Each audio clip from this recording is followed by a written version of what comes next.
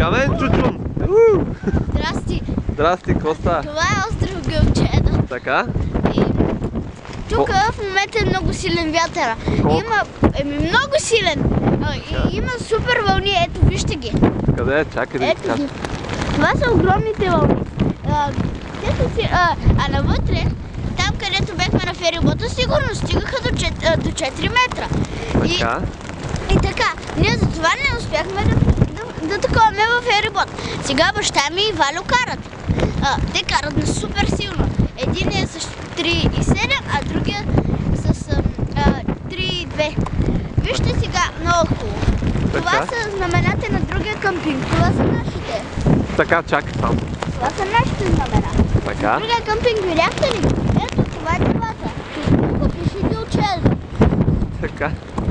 Вижте само знамената. Вижте го. Ето как говори по-близко са. Вижте и това. Вижте тези знамена как плющат. Вижте 4 ръкавици.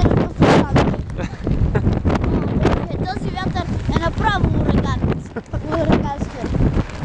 Това е караванка на Огия, това е джипа на Лира. А това е на Страхо буса, а това е къмпъра под наем на следващата. Март. На Март.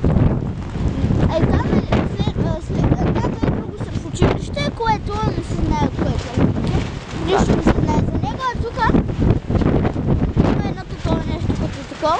Тук се слагат и дъската ден струва 7 лева, а платон Да.